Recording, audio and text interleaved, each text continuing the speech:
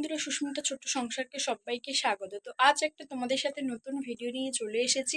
তো অনেকেই তো গোবিন্দভোগের চাল বা আতপ চাল দিয়ে খেয়েছো। তো সিদ্ধ চালের খিচুড়ি কে কে খেয়েছো সেটা আমাকে প্লিজ একটু কমেন্ট করে জানিও। তো আজ কিন্তু বৃষ্টি ওয়েদার, একদম মেঘলা মেঘলা বৃষ্টি ওয়েদার। তো আজকে একটা রেসিপি বানাতে চলেছে, যে সেই রেসিপিটা হলো সিদ্ধ চাল দিয়ে খিচুড়ি। তো সিদ্ধ চাল অনেকেই কিন্তু গোবিন্দভোগের চাল দিয়ে খেয়ে দেখেছি, খুব টেস্টি লাগে। তো চলো বন্ধুরা, আজ আমি সিদ্ধ চালের খিচুড়ি বানাবো। খুব বাড়িতে উপকরণ দিয়েই আমি বানাবো। তো কেমনভাবে আমি বানাচ্ছি সেটা তোমরা একটু প্লিজ দেখে নাও। তো আমি কি দিয়ে বানাবো সেটাও তোমাদেরকে দেখাবো। তো চলো বন্ধুরা, ভিডিওটা কন্টিনিউ দেখতে থাকো, কেউ স্কিপ করবে না। বন্ধু, আমি সিদ্ধ চাল আর মুগের ডাল আর মুসুর ডাল সব কিছু ভালো করে ধুয়ে সিদ্ধ করতে বসিয়েছি। দেখতে পেয়েছো বন্ধুরা কেমনভাবে ফুটছে। তো চলো বন্ধুরা, এবার যা যা উপকরণটা আমার লাগে সেটা নিয়ে নিই। বন্ধুরা, বৃষ্টির দিনে কিন্তু খিচুড়ি আর বেগুন ভাজা খেতে খুব মজা লাগে। পাঁপড় ভাজা ওর সাথে যদি হয়ে যায় তো খুবই মজা লাগে। তো চলো বন্ধুরা, খিচুড়িতে আমি আজকে কিছুই দেবো না, জাস্ট আলু আর গাজর দিয়ে করব। অনেকে বাঁধাকপি দাও, বাঁধাকপি দিলে কিন্তু খিচুড়িটা একটু জলসা মতন হয়ে যায়, কেমন একটা খেতে লাগে। যদি ফুলকপি থাকে ফুলকপি দিতে পারো, কোনো অসুবিধা নেই। ফুলকপি, বিনস সব রকমই দিতে পারো। তো আমি আজকে শুধু গাজর আর আলু দিয়ে করছি। তো চলো বন্ধুরা, কেটে নিয়েছি সেটা তোমাদের সাথে শেয়ার করি। বন্ধুরা, এটা আমি বেগুন ভাজার জন্য করেছি। এটা আলু আর গাজর কেটে নিয়েছি, দেখতে পেয়েছো বন্ধুরা। তো খিচুড়িটার মধ্যে দেব।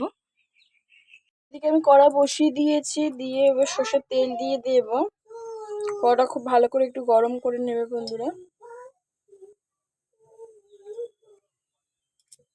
দেখতে পেয়েছো বন্ধুরা, তেল দিয়ে দিয়েছি আমি।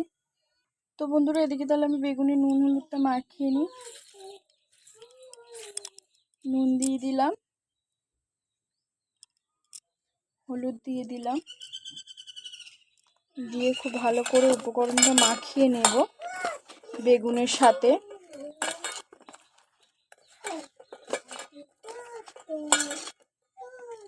কার হ্যাপি বার্থডে হচ্ছে বাবু? তোমার? ও, তো বন্ধুরা, বেগুনের সাথে আমরা নুন হলুদটা খুব ভালো করে মাখিয়ে নিয়েছি, দেখতে পেয়েছো বন্ধুরা। তো কড়াটা খুব ভালো করে গরম হয়ে গেছে, বেগুনগুলো ছেড়ে দেব।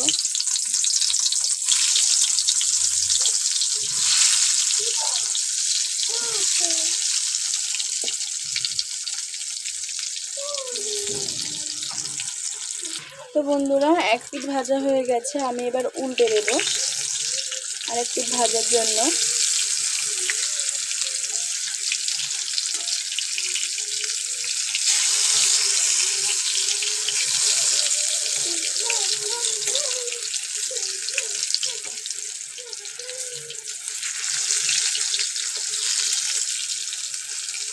তো চলো বন্ধুরা, ভাজা হোক বেগুনগুলো।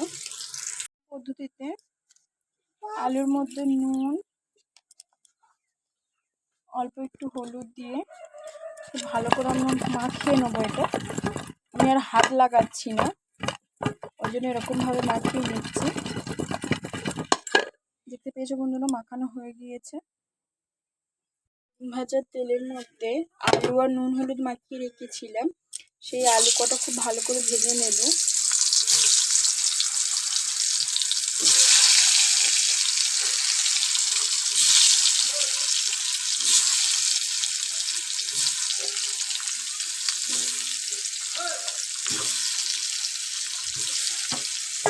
খুব ভালো করে ভেজে নেবো এটা।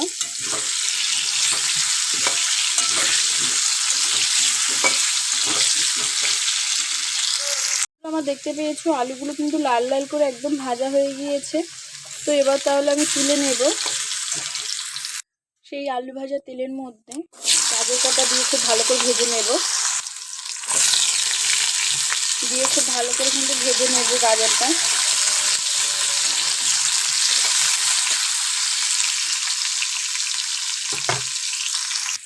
তো বন্ধুরা, আমার পুরো গাজরটা ভাজা কমপ্লিট হয়ে গিয়েছে। তো এবার গাজরটা আমি তুলে নেব। তো কড়াটার মধ্যে আর একটু তেল দিয়ে দিলাম, দিয়ে একটু শুকনো লঙ্কা আর একটু তেজপাতা দিয়ে দিলাম।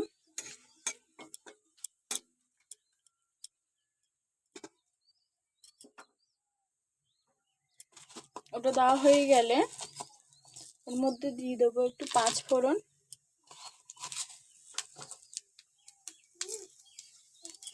পাঁচ ফোড়নটা দিয়ে খুব ভালো করে একটু ভেজে নেব। পাঁচফোড়ন, শুকনো লঙ্কা, তেজপাতা খুব ভালো করে ভাজা হয়ে গেছে। ওর মধ্যে এবার টমেটো কুচি দিয়ে দেবো।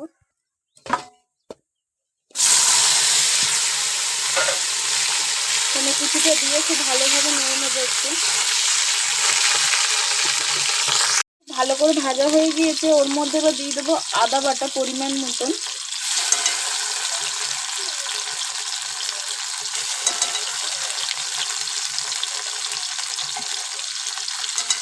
দিয়ে খুব ভালো করে মশলাটা কষিয়ে নেবো আমরা।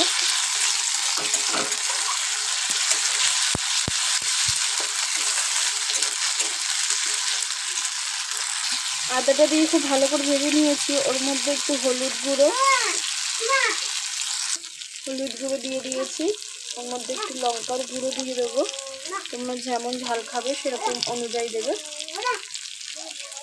ওর মধ্যে এবার দিয়ে দেবো একটু জিরের গুঁড়ো দিয়ে ভালো করে ফের মশলাটাকে কষিয়ে নেব। মশলাটাকে যত কষাবে খিচুড়ি কিন্তু ততটা টেস্টি হবে। চলো বন্ধুরা, মশলাটাকে একটু কষিয়ে নিই ভালো করে। তোমার মশলাটা খুব ভালো করে কষানো হয়ে গিয়েছে বন্ধুরা। এবার গাজরের আলুটা যে ভেজে রেখেছিলাম এটা দিয়ে দেব। দিয়ে মশলাটার সাথে কিন্তু খুব ভালোভাবে কষিয়ে নেব আমরা।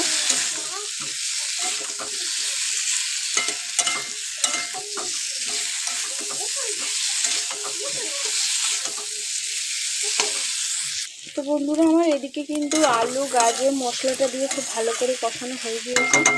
তো এবার এর মধ্যে দিয়ে দেব।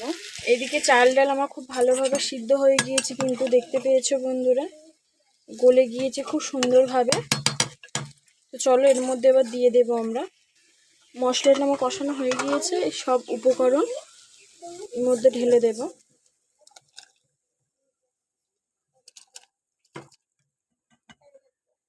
তো দেখতে পেয়েছো বন্ধুরা, তো মশলাটা দিয়ে দিয়েছি বন্ধুরা। এটা দিয়ে এখন খুব ভালোভাবে কিন্তু নাড়বো একদম। এটা আর কিছু করব না, এর মধ্যে একদম শুধু ফুটতে দেব। টকবক করে ফুটুক এখন। আর মাঝে মাঝে একটু নেড়ে নেব যেন হাঁড়িটার গায়ে না লেগে যায়। তো চলো বন্ধুরা, পুরো রেডি হয়ে যাক, তারপরে তোমাদের সাথে দেখাচ্ছি।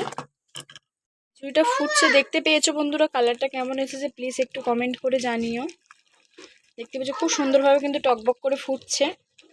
বন্ধুরা খিচুড়িটা কিন্তু কালারটা এত সুন্দর এসেছে, দেখতে পেয়েছো বন্ধুরা। তোমরা বুঝতেই পারবে না যে এটা সিদ্ধ চাল কি গোবিন্দ চাল। একদম চাল কিন্তু গোবিন্দ চালের মধ্যে একদম ঘেটে গিয়েছে, খুব সুন্দর। আর একটু পাতলা পাতলাই করবেন, কারণ একটু ঠান্ডা হয়ে গেলে কিন্তু সিদ্ধ চালটা খুব ভালোভাবে কিন্তু বসে যাবে একদম। তো দেখতে পেয়েছো বন্ধুরা কত সুন্দর এসছে কালারটা। আমার ছেলে এখন খাচ্ছে। তো ছেলে বললো মা খিদে পেয়েছে, তো ওই জন্য খেতে দিয়েছি। তো তোমরাও বাড়িতে একবার সিদ্ধ চালের খিচুড়ি বানিয়ে দেখবে কেমন হয়েছে। তো ভিডিওটা আজকের এই পর্যন্ত।